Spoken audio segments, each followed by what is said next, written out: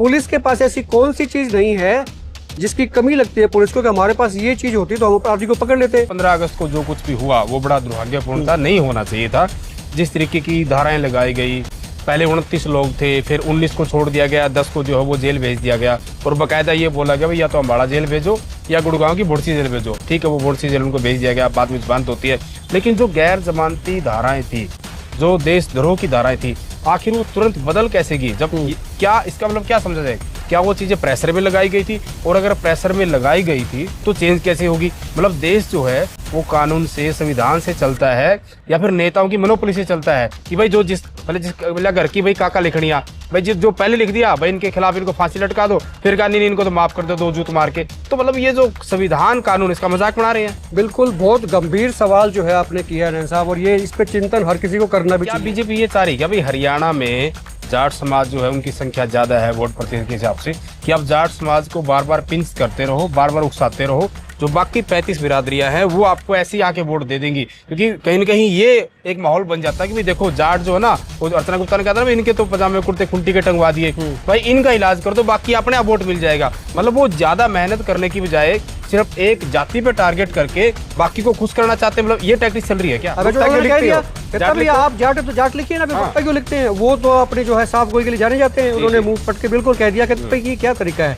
मैं जाट के घर में पैदा हुआ हूँ, ये अलग बात है, तो वह है, मुझे इस बात से क्या एतराज हो सकता है? तो नमस्कार, मैं सुरेंद्र नैन और इस वक्त मेरे साथ हरियाणा के वरिष्ठ पत्रकार सर्वेश कुकरा जी हैं। और जिस तरीके से हिसार का मुद्दा पिछले कई दिनों से चर्चा में था, जीवन कुंडू हत्याकांड, लंबे समय तक आंदोलन, धरना प्रदर्शन चला, फांसी में भी गए, गिरफ्तारियां हुई, छोड़े गए, जमानत दी गई, तो एक बहुत लंबी प्रक्रिया उसकी चली। लेकिन जो कहीं न कहीं जीवन कुंडू के लिए न्याय समिति थी, उसकी मुख्यमंत्री नायब सैनी के साथ मीटिंग होती है और जिन बातों के ऊपर सहमति बनती है और उसके बाद फैसला लिया जाता है अंतिम संस्कार करेंगे। और कल जो है अंतिम संस्कार किनाड़ा गांव में किया भी गया। लेकिन हम इसे बात करेंगे कि क्योंकि सरकार की कार्यशैली को लेकर, पुलिस प्रशासन की कार्यशैली को लेकर लगातार सवाल जो हैं वो भी उठते हैं। तो सारी की सारी बातें इस मामले पर करेंगे कि इस तरीके के मामले जब जब आते हैं तो क्या वाकई में सरकार के लिए बहुत ज्यादा दिक्कतें आती है। तो सारी की सारी बातें करेंगे। सुरेश जी, बहुत बहुत स्वागत है आपका। शुक्रिया सर साहब। जिस तरीके से जीवन कुंडू का मामला चला, सूर्यनगर में दिन दिहाड़े जिस तरीके से उनको मौत के घाट उतारा गया और पूरा मामला आपको पता है, उसके बाद 15 अगस्त को मुख्यमंत्री को आपके नई जिले हांसी में आना था, तो वहां भी वो लोग जाते हैं, लाठीचार्ज होता है, सारी की सारी चीजें होती है, गिरफ्तार करके उनको जेल भेज दिया जाता है न्यायिक हिरासत में, उसके बाद उनकी जमानत होती है। लेकिन बड़ी बात क्या है कि जो बार बार, उससे पहले चैन धरने की बात करें और भी कई जगह धरने चल रहे हैं, तो ये जो बार बार इस तरीके की चीजें होती है, आखिर कहाँ कमी रह जाती है? क्या जो स्थानीय जो अधिकारी हैं, जो प्रशासन है या जो नेता हैं स्थानीय जिनके ऊपर जिम्मेदारी है, क्या ये ठीक से ऑब्जर्व नहीं कर पाते चीजों को, या ठीक से ऑब्जर्व करते हैं तो क्या गलत मिसगाइड किया जाता है चंडीगढ़ दिल्ली वालों को, जिस करके इतना लंबी चीज चल जाती है? लेकिन ऐसा पहली बात तो ये कि अपराध और अपराधी के लिए गुंजाइश कतई नहीं होनी चाहिए, यानी कि जीरो टॉलरेंस होना चाहिए सरकार का। सरकार कोई भी रहे, अपराधी कोई भी रहे, अपराधी किसी भी जाति से रहे, अपराधी किसी भी फ्रेमवर्क में रहे, उसके लिए कोई टॉलरेंस नहीं होनी चाहिए। ये घटना जो थी, इसको जो है अपराध की एक भीषणतम जो है उसमें हम श्रेणी में लेंगे, क्योंकि इसको बड़ी निर्ममता के साथ में जो है ना पीट पीट कर मारा गया है। इसकी मतलब कड़ी भर्त्सना होनी चाहिए। और जब मैं ये कहता हूँ कि भाई अपराधी के लिए भी जीरो टॉलरेंस होनी चाहिए, तो ये अपराधी पकड़े जाने चाहिए थे। हालांकि पुलिस से कह रही है कि भाई हमने इतने पकड़ लिए, एक आध बाहर रहता है उसको पकड़ लेंगे, ये एक्सक्यूज है। लेकिन क्यों? पुलिस के पास ऐसी कौन सी चीज नहीं है जिसकी कमी लगती है पुलिस को कि हमारे पास ये चीज होती तो हम अपराधी को पकड़ लेते? पुलिस के पास में सब कुछ है, उसके पास में तंत्र है, यंत्र है, सब कुछ है, तो पकड़ना चाहिए था। दूसरी बात, पकड़ नहीं पाए, उसके बाद में आंदोलन होता है, तो आंदोलन लंबा जाता है, परिवार जो है, पीड़ित परिवार के साथ में और भी समाज के लोग भी इकट्ठे होते हैं, तो उनकी मनोदशा को भी सरकार को देखना चाहिए कि भाई ये किस स्थिति में है। ये बातचीत जो इतने दिन के बाद में हुई है, मैं ये समझता हूँ कि ये बातचीत पहले दिन ही हो जानी चाहिए थी। इसका रिजल्ट जो है पहले दिन निकलना चाहिए था। लेकिन सरकारों को आप देखेंगे ना, पिछले दिनों कितने भी आंदोलन हुए हैं, सरकार बैकफुट पे आती है। और जब आती है ना, तो जैसे वो कहा जाता है ना, कहता परेड थाम पीछे मुड़ तेज चल, तो वो एकदम से बैक होती है और सारी चीजें मानने को मजबूर होती है। तो इसमें क्यों होता है? समाज का इसमें नुकसान होता है। दो समाजों के बीच में जो है खाई जो है वो पटती है, पाटती है, जिसको जो भी कहें आप। तो सरकारों को बड़ी संजीदगी की जरूरत है, संजीदा होना चाहिए, अपराध को लेकर के जीरो टॉलरेंस होना चाहिए। नहीं बिल्कुल। तो सर्वेश जी आपको आपको क्या कमी लगती है, बार बार सरकार बैकफुट पर क्यों आती है? क्योंकि जैसे मैंने चैनत का उदाहरण दिया, चैनत में बोला गया भाई टी से पानी नहीं मिल सकता, कई दौर की बातचीत हुई, यहाँ के जो मंत्री गए वो मना करते रहे, फिर नायब सैनिक से मीटिंग होती है उन्होंने मना कर दिया, लेकिन मनोहर उसके खट्टर बाद में आते वो हैं। आते कहते हैं कोई बात नहीं है, हाँ। वो 3 मिनट लगाते हैं, उसके बाद चीजें हो जाती और मिल है। जाती तो है। कोई पूछने वाला इनसे हो, भाई आपकी सरकार मना करी थी, मुख्यमंत्री मना कर रहे थे, आपके महकमे के मंत्री कह रहे थे कि ये तो पॉसिबल नहीं है, किताब में नहीं है, कानून में नहीं है, तो वो किताब कानून सारे फट के गया। जी। तो कोई पूछने वाला हो तो ये चीजें हो जाती है। तो लेकिन ये स्थानीय अधिकारी जो हैं या स्थानीय नेता है वो मिसगाइड करते हैं, या फिर ये सारा का सारा मसला सीएम और सुपर सीएम का है? क्या कड़ी है? ये मुझे लगता है ये कम्युनिकेशन गैप का है। सरकार का जो तंत्र होता है ना, जो सुनना समझना और जो चीजें होती है, वो एक सीआईडी में महत्वपूर्ण रोल रखती है। इसके अलावा जो उनका अपना नेटवर्क होता है, संगठन के लोग होते हैं, वो जाके बताते हैं मुख्यमंत्री को, देखिए हम ये देख कर आए, सुन कर आए हैं कि चीजें ऐसे जा रही हैं। तो ये जो तंत्र है ना, ये देखने का और सुनने का, जिसके जरिए वो सुन पाते हैं, देख पाते, समझ पाते हैं, ये कमजोर है।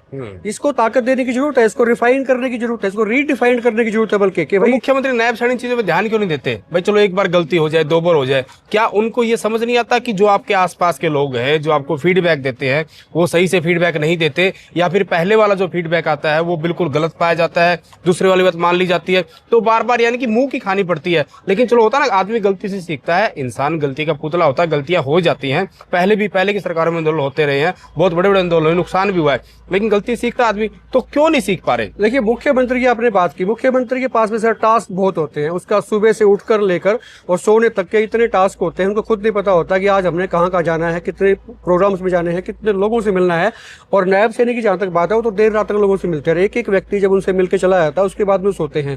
तो टास्क बहुत ज्यादा है, खुद से कई चीजें नहीं तय कर पाते। इसके लिए आपको समय चाहिए सोचने के लिए। मान लीजिए आपके पास में एक ही टास्क था, ये जीवन कुंडू का मसला ही है। अगर मुख्यमंत्री के पास सिर्फ इसके बारे में सोचना होता तो दिन भर में सोच पाते हो इसका हमने कैसे रिजल्ट निकालना है। लेकिन उनके पास में समय नहीं है, तो उनके जो साथ के लोग हैं, जिनके पास में उन्होंने मुख्यमंत्री ने आदेश कर दिया कि भाई आप जाइए, फला आदमी को कह दिया कि आप इस मसले को देखिए, इसमें बताइए कि हम क्या कर सकते हैं। अब ये उसके ऊपर डिपेंड हो गया कि वो उसने कैसे ऑब्जर्व किया, उसने क्या कैलकुलेशन दिमाग में की, क्या सरकार को बताया, क्या सरकार ने समझा। ये चीजें जो है ना बदल गई, मिस इंटरप्रिटेशन बहुत ज्यादा हो जाती है। चलो मान लीजिए मुख्यमंत्री वाकई बड़ी व्यस्तता होती है उनकी, बहुत ज्यादा जो जिम्मेदारी का काम है, लेकिन जो बीजेपी का जो संगठन है, जो नेता होते हैं स्थानीय, अब मैं भी जीवन कुंडू के अंतिम संस्कार में गया था किनाड़ा गांव में, और हम लगातार कवर करते हैं, आपने भी कवर किया, तो ये बात लोगों ने बड़ी खुलकर कही। बाकी जो पार्टियों के नेता हैं वो तो आए, जो विपक्ष की पार्टियों के नेता, लेकिन बीजेपी के कोई भी नेता प्रेजेंट या पूर्व उस वक्त नहीं आए, जबकि वो कह रहे भाई चलो ठीक है, अपराधियों को हम नहीं बख्शेंगे, अपराधी होता है, वो हमारे किसी विधायक का कोई लेना देना नहीं है। विधायक ने भी स्पष्टीकरण दे दिया, भाई मेरा उनसे कोई लेना देना नहीं है, जो अपराध करेगा उसको सजा मिलनी चाहिए, उन्होंने साफ तौर पर कह दिया, स्पष्टीकरण दे दिया। लेकिन जो स्थानीय नेता थे बीजेपी के, चाहे उकलाना के थे जिन्होंने चुनाव लड़ा, पहले मंत्री भी रहे सरकार में, चाहे हिसार के थे, चाहे ये उकलाना हल्के का मामला था, क्योंकि बरवाला भी साथ लगता है, क्योंकि वो लड़की बरवाला विधानसभा की जो बहू है किनाड़ा गांव की। तो मतलब कहने का मतलब ये सवाल उठाया गया, भाई जब बीजेपी के नेता जब कह रहे हैं कि हम आपके साथ हैं, तो सिर्फ बीजेपी के नेता ही नहीं आए, बाकी सब लोग आगे, तो इसमें बहुत लोग। अभी आपने संगठन की बात की, भाई संगठन कैसे देखता है, संगठन की मिसाल आपके सामने है। डॉक्टर अर्चना गुप्ता को अध्यक्ष बना दिया गया। डॉक्टर अर्चना गुप्ता के बयान जब भी आए हैं, जब भी कंट्रोवर्सी हुई है, इसको दो चीजें आ रही, इसमें दो राय हैं। क्या वो डेलिबरेटली ऐसा कह रही है, कोई पार्टी लाइन पे चल रही है, या फिर उनसे निकल रहा है, तजुर्बा नहीं है। उन्होंने कहा कि विशेष वर्ग, सीधी सीधी मैं बता रहा हूँ कि आप भी समझ रहे इस बात को, जाटों को लेकर उन्होंने कहा, जाटों को कह रहे हैं, है ना, इसमें क्या विशेष वर्ग, क्यों कहा गया ऐसा? भाई आपने विशेष क्यों कहा? पहली बात तो किसी को विशेष नहीं कहना चाहिए। फिर उन्होंने सफाई दी कि मैंने इनको नहीं कहा, मैंने बिचौलियों को कहा। वहां पर भी वो जो है ना गड़बड़ में हुई, भिवानी से सवाल किए गए तो हाथ खड़े करके चली गई, नमस्ते करके चली गई, है ना, पसीना पोंछते हुए निकल गई। तो वो संगठन की बात आप कर रहे थे, संगठन के जो मुखिया हैं उनको ही समझ में नहीं आ रहा कि आपको क्या बोलना है, क्या देखना है।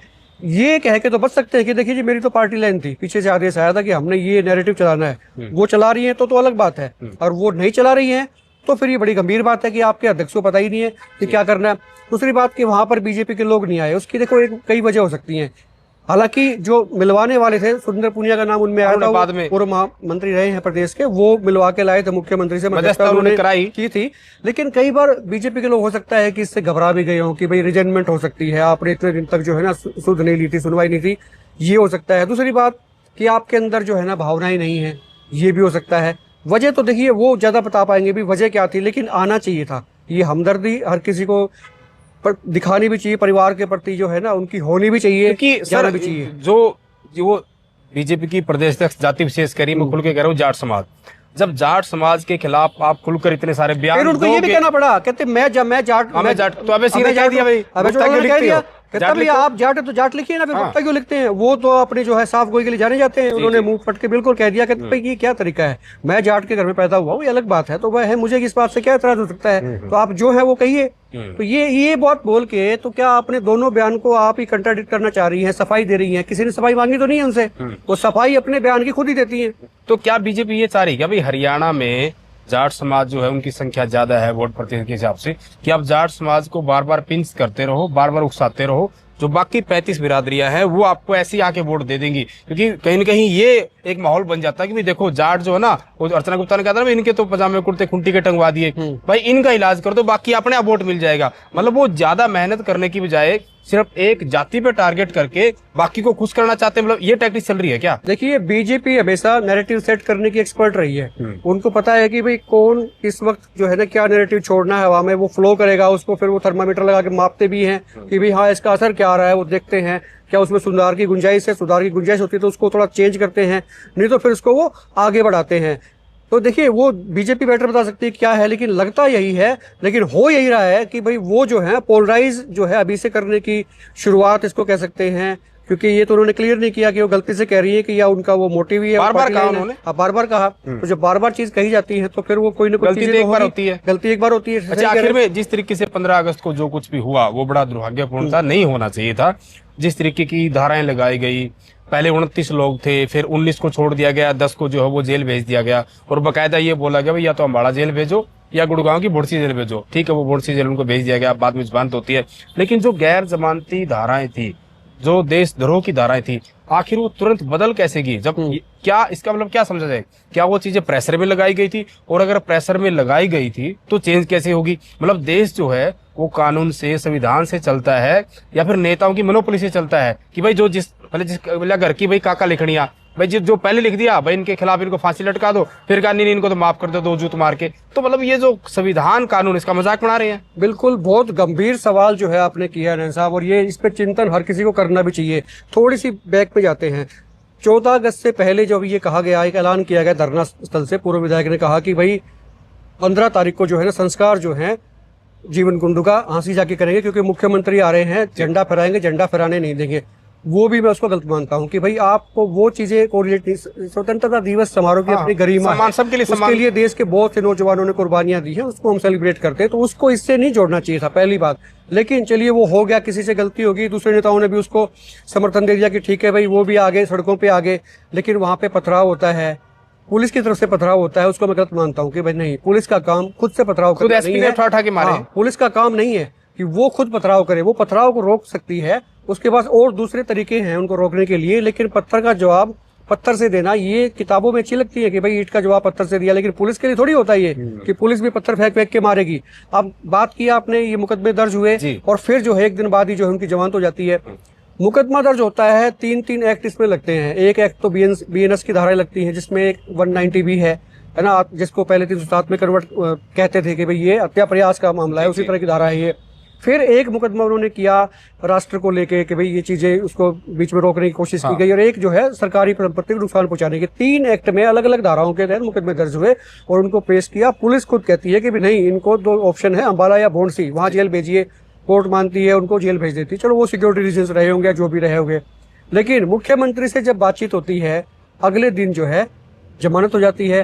तो लोग जो है, यही बात जो आप कह रहे थे, वो लोगों के दिमाग में भी है, तो ये क्या है, तो ये क्या कानून का इस्तेमाल इसमें किया गया है इस पूरे मसले को ठंडा करने के लिए, इस मसले को निपटाने के लिए, या वो धाराएं गलत थी, या फिर सरकार जो है वो कोर्ट से ऊपर है, पुलिस जो है वो कोर्ट से ऊपर है, कौन है, मतलब सर्वोपरि कौन है? तो क्या ये सरकार तय करती है कि इस पे ये धारा लगे, किस वक्त लगे और किस वक्त हटाई जाए? ये एक बड़ी बहस का जो है ना एक सवाल है, इस पे बहस होनी चाहिए पूरे हरियाणा में, बिल्कुल, क्योंकि ये एक बड़ी बात है कि भाई आप जिस तेजी से कोई भी संगीन धारा लगाते हैं, अगले दिन उस पर जमानत हो जाती है, उसका मजाक है। जी बिल्कुल, बहुत बहुत शुक्रिया सर्वेश जी। तो ये थे हमारे साथ वरिष्ठ पत्रकार सर्वेश कुमार साहब। तौर पर उन्होंने कहा, क्योंकि देखिए कानून जो है ना, देश जो है कानून से चलता है, और जैसा हमने बड़ा खुलकर चर्चा की, तो इस तरह का मजाक क्यों? और ये धरना प्रदर्शन आंदोलन मांगे जो है चलती रहेंगी, क्योंकि संविधान ने सभी को अधिकार दे रखा है।